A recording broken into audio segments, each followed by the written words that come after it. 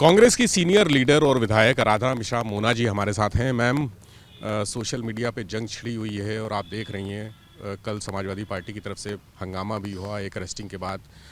अब वो डिमांड कर रहे हैं कि दूसरी तरफ से भाजपा की नेता हैं उनको भी गिरफ्तार किया जाना चाहिए। इस पूरे मामले को कैसे देख रही हैं? देखिए, जिस तरह से सोशल मीडिया पे पिछले कुछ दिनों से आरोप प्रत्यारोप का दौर चल रहा है और जिस भाषा का, असंयमित भाषा का जो प्रयोग किया जा रहा है, ये मैं मानती हूँ कि राजनीति में, खासकर उत्तर प्रदेश की राजनीति जो कि एक विरासत रही है यहाँ पर विद्वानों की, और उनकी विचारधारा से कहीं ना कहीं अलग है।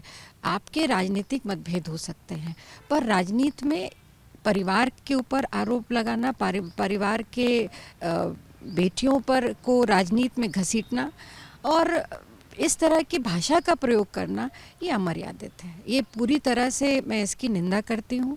कोई भी अगर इस तरह की घटना करता है, मैं तो आज ये तो वही दोबारा से रिपीट किया जा रहा है जो बहुत साल पहले भारतीय जनता पार्टी की एक महिला नेता के साथ उनकी बेटी के खिलाफ कमेंट करने के बाद जो घटना हुई थी, जिसको लेकर के एक राजनीतिक माहौल बन गया था।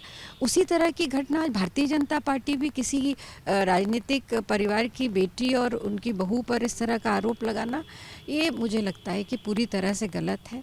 और हम सबको, हर राजनीतिक दल के नेता, क्योंकि हम अगर कोई भी किसी भी तरह की बात करते हैं, कहते हैं, तो हमारे पीछे खड़े लाखों कार्यकर्ता उसको फॉलो करते हैं। तो हमें अपने ऊपर संयम रखना चाहिए, मर्यादा जो है उसको कभी लांघनी नहीं चाहिए, और इस बात पर विश्वास रखना चाहिए कि हमारी न्यायपालिका है। अगर कोई चीज़ जिसकी जांच हो रही है या न्यायपालिका में है, तो जो निर्णय आए उसको सर्वोपरि मानना चाहिए।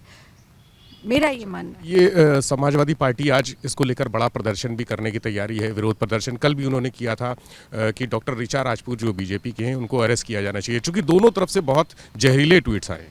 मैं फिर इस बात को दोहराऊंगी कि कभी भी राजनीति में वैचारिक मतभेद हो सकते हैं, पर कभी भी परिवार को लेकर के, मैंने आज तक ये नई परंपराएं जो शुरू हो रही हैं राजनीति में, ये भविष्य के लिए बहुत ही खराब है। एक बहुत ही नई और दूषित मानसिकता को दर्शाती हैं। इस तरह के ट्वीट्स सोशल मीडिया पे आना, इस तरह के घटिया भाषा का प्रयोग करना और अमर्यादित ढंग से परिवारों को उसमें इन्वॉल्व करना, ये गलत है। अगर कार्रवाई की बात करें मैम, तो क्या बैलेंस कार्रवाई होनी चाहिए? यानी एक तरफ से अगर अरेस्टिंग हुई है तो दूसरी तरफ से भी? बिल्कुल, अगर इस तरह, अगर देखिए, कानून सबके लिए इस देश का एक है और यही बात तो भारतीय जनता पार्टी कहती भी है। तो प्रत्यक्षम प्रमाणम, अगर उनके लिए कानून सबके लिए एक है तो एक जैसी कार्रवाई दोनों तरफ होनी चाहिए। सोशल मीडिया पर लगाम लगाने के लिए या नियंत्रित करने के लिए क्या टिप्स देना चाहिए? मैं इस बात को दोहराऊंगी कि जिस तरह से एक राजनेता, आप आज़ादी के आंदोलन से लेकर के आज तक देख लीजिए और विश्व में कहीं भी देख लीजिए, जब एक राजनेता होता है, किसी राजनीतिक दल का मुखिया होता है या पार्टी होती है, वो कोई अगर एक अपनी विचार रखता है तो उसको फॉलो करने वाले जो उसके कार्यकर्ता होते हैं, उसकी विचारधारा को फॉलो करने वाले लोग होते हैं, वो उसको आज उसके विचार रखने पर वो सालों साल तक उस विचारधारा को लेकर के आगे चलते हैं। तो हम अपनी कोई भी बात ऐसी कहें, जो भी बात कहें, उसको बहुत ही संयमित तौर पे कहना चाहिए।